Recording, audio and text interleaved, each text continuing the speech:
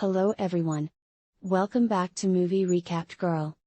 Today, we will be watching an incredibly peculiar film called Night Teeth. Jay Perez arrived at the laundromat late at night to pick up his girlfriend, Maria.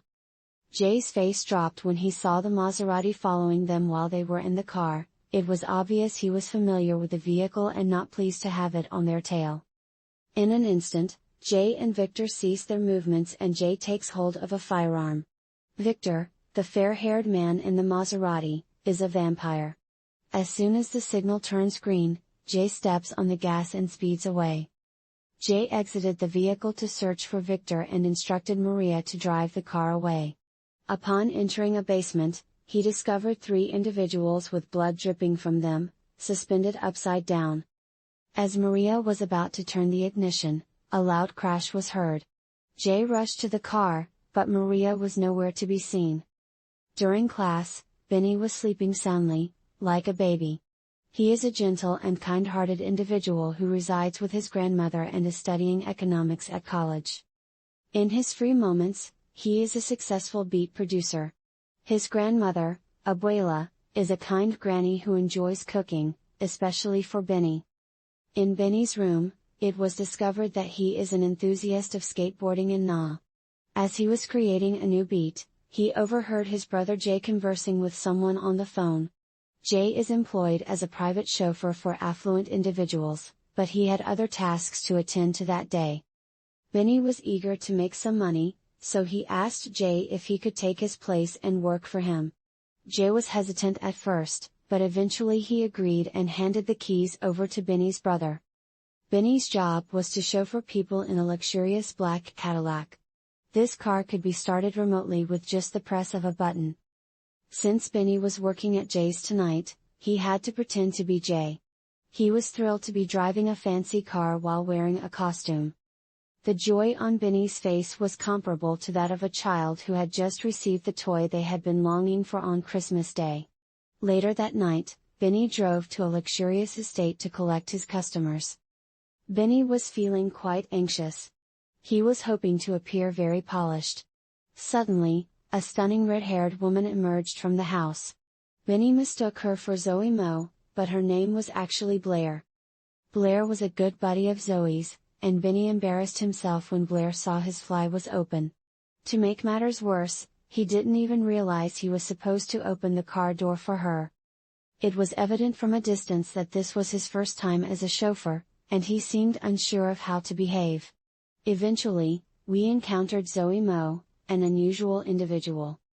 Benny had to be quite aggressive, yet with finesse, as he drove the girls to 5 different places until the sun rose. During the ride, the girls asked him to join in a game. If he had been told that it was his last night on Earth, Blair and Zoe wondered what he would do. However, Benny replied that he was a laid-back person and had no extraordinary desires. At this juncture, Zoe inquired of Benny as to whom he was intending to murder, her, Blair, or his grandmother. Benny attempted to appear serious, but eventually jested that he would slay Zoe. Throughout the journey, Benny kept stealing glances at Blair. He was really taken with her. When they eventually reached their first stop, it was a masquerade ball. Before they went into the mansion, the girls produced an amulet with a red gem. It seemed that they could only get in if they had one of those. At the same time, Jay was devising a plan to deal with the vampire problem that same evening. Benny got out of the car to take a breather while Victor had initiated a conflict. On the ground, he discovered the same amulet that the girls had. The girls left the mansion and drove to an underground parking lot, where Benny had to wait for them again, just like the first time. While going through the motions, Benny observed that Zoe had forgotten her cell phone in the vehicle. He further noticed that she had gotten messages from Victor, who was inquiring about Jay. Benny found it peculiar that he had become Jay for the night, and then attempted to call him, yet Jay did not answer. He was taken aback by this, and started to investigate her purse. Inside, he discovered a large sum of money with bloodstains on it. As he handled the cash, some of the blood got on his face and shirt.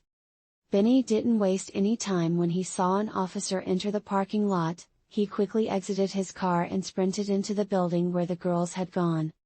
When Benny arrived at the building that appeared to be a hotel, the concierge noticed his anxious state, perspiration, and the blood stain on his shirt. She was about to summon security, but her attitude changed when she saw the amulet he was holding. Benny attempted to act as if he was the owner of the amulet, while the concierge started to apologize right away. The concierge escorted Benny to the elevator and reminded him to be mindful of his actions. When Benny entered the room, he was horrified to see Blair and Zoo drinking the blood of two men. With her mouth stained with blood, Zoo grabbed Ben with both hands and started to frighten him. At this moment, Benny admitted that he was not Jay, but his brother. Zoe was eager to draw blood from him, considering him to be of no use since he wasn't Jay. However, Blair managed to convince her that Benny could lead them to Jay. All of a sudden, one of the men stirred awake.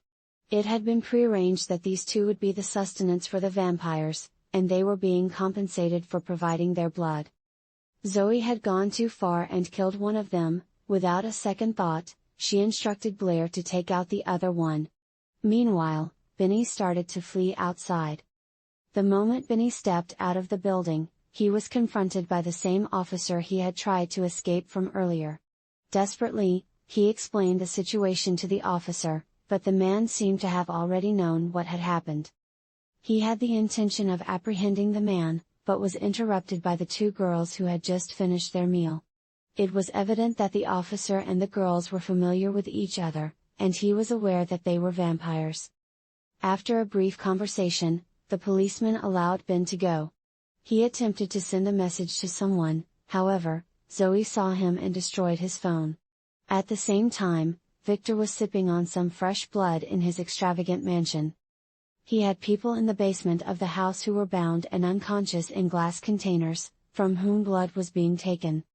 Victor, having tasted blood, drove off in his Maserati to visit some special people, while Benny, accompanied by two girls, made one last attempt to get away. Victor unbuckled his belt and stepped out of the vehicle, only to be taken aback by XO, who had seemingly teleported in front of him. He had come to visit Grace and Eva, two very powerful vampires in the city. Victor had been employed by them, while Grace and Eva collaborate with Martin, another manager in Los Angeles. The girls are aware that Victor has violated the boundaries of Boyle Heights by murdering Maria, who was Jay's girlfriend. Consequently, they must now determine what kind of retribution to impose on him for breaking the long-standing pact. Grace warned Victor that he would be exiled from the town for an extended period, but the girls were taken aback when Victor declared that he had no intention of leaving. Subsequently, he revealed his scheme to take control of the entire law. Eva attempted to contact Martin immediately, but they were unaware that Victor had already slain him. When Victor yanked Martin here, they were left speechless, similar to Mike Tyson. By the time Benny and the girls had arrived at the market, it was too late to save them and Victor had already killed them. Zoe then went out to purchase something. In the car, Benny was extremely worked up and Blair attempted to soothe him.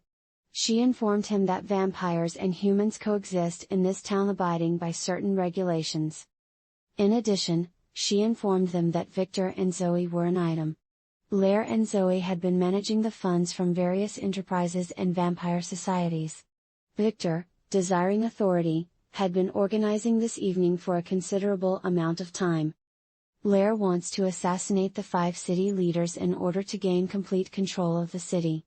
He also informs them that Jay, Benny's brother, is in charge of the Boyle Heights area, and Victor is hoping to use him to turn him against the city's rulers. Victor had killed Maria in order to stir up trouble for Jay, but Benny's unexpected arrival caused the plan to be altered.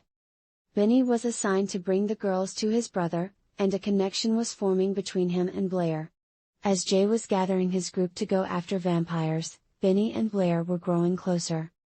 They arrived at the mansion of a law boss named G. G informed Jay that Blair and Zoe had attended his party and committed a murder. Furthermore, they had drained almost all of his blood. He was in desperate need of a drink, so when Blair and Zoe announced they were going to the Three Kings, a well-known club in LA, Benny decided to join them so he wouldn't have the chance to escape. Unfortunately, he was shot before they could get there. Before going into the club, Benny is spotted by his college buddies. They prevented Benny from being used to gain entry, then began to mock him for being a chauffeur. Blair was so outraged that she pulled Benny close and kissed him. Jay and his group had already made it to the club when they started searching for the two girls Jay had mentioned. Inside the club, Blair and Zoe encountered Caleb, a vampire hunter. Caleb was not alone. In a matter of seconds, a group of men had surrounded the girls. Just as they were about to be killed, Benny hurled the bottle of champagne at Caleb, causing everyone to be diverted. At that point, Benny's impulsive action enabled the girls to free themselves. As they were preparing to depart the club, Jay noticed Benny and identified him. Just as he was about to pursue the vampire, Jay was halted by one of the personnel.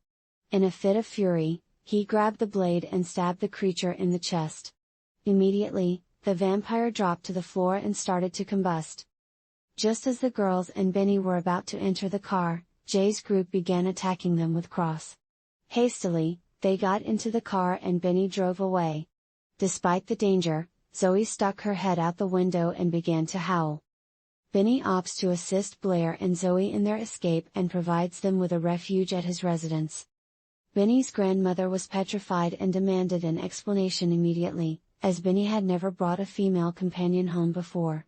Meanwhile, Jay and his companion were halted by the policeman employed by Victor. Jay was informed by him that he wanted to have a conversation with him at the Rossby restaurant. Meanwhile, Zoe was conversing with Victor on the phone at Benny's house, and Victor informed her that only one boss remained to be defeated. As the evening progressed, Benny and Blair found themselves increasingly drawn to one another.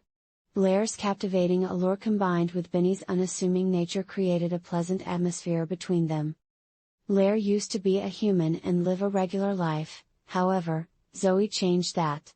She sometimes wishes she could go back to being human. It was time to move on to the next stop, but Blair didn't want Benny to join them, so as to not put him in harm's way. Nevertheless, Benny chose to go with them. Meanwhile, Jay had arrived at the eatery and encountered Victor.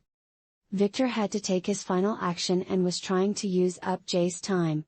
As Victor was conversing with him, Jay shot him in the head and was about to plunge the knife into his heart. Victor halted his movement and began to regenerate his head. Subsequently, he confessed to him that he had murdered Maria and prepared her flesh as food. Benny and the girls showed up at Roe Bar unannounced, and Roe was taken aback. He seemed scared, but it was just shock. The exact same meat Benny and the girls were eating was what had him so flustered. After Roe and Zoe had a drink, Benny and Blair went outside so that Zoe could talk to him. Suddenly, Zoe pulled out a knife. Meanwhile, outside, Benny and Blair began to recount their past, and then proceeded to kiss passionately and tenderly. Inside the bar, Roe realized that Zoe had come to murder him. When Roe prevented her from striking, Blair began to battle against Roe's companions. Meanwhile, Benny had gotten into the car and aided the girls by ramming one of the vampire hunters with the vehicle. The evening was finished. Blair and Zoe had achieved their goals, but Zoe had been wounded and required blood. Benny refuses to abandon Victor, who is inside the house, even after Blair urges him to leave the last place on their list, which turns out to be Victor's home. Whilst attempting to liberate Jay, Benny is taken captive by Victor, who has a number of human captives held captive to feed on their blood. Zoe realizes she has feelings for Benny, so Victor and Zoo then threaten to kill him. In a fit of rage, Zoe takes the knife Victor hands her and punches Blair in the stomach. In response, Benny triggers his brother's car from afar, shattering a window and letting in sunlight that kills Zoe. Victor then attempts to use Jay as a lure to attack Benny, and succeeds in biting him before Jake arrives and destroys Victor with the sunlight. After Jay decides to become a professional vampire hunter and informs Benny that he wants him to fight alongside him when the city is thrown into turmoil, the two brothers go their separate ways. That evening, Benny and Blair got together for a session of consuming blood. Thank you for watching the video. Please do not forget to subscribe to the channel and hit the like button. I'll be back soon with another incredible story.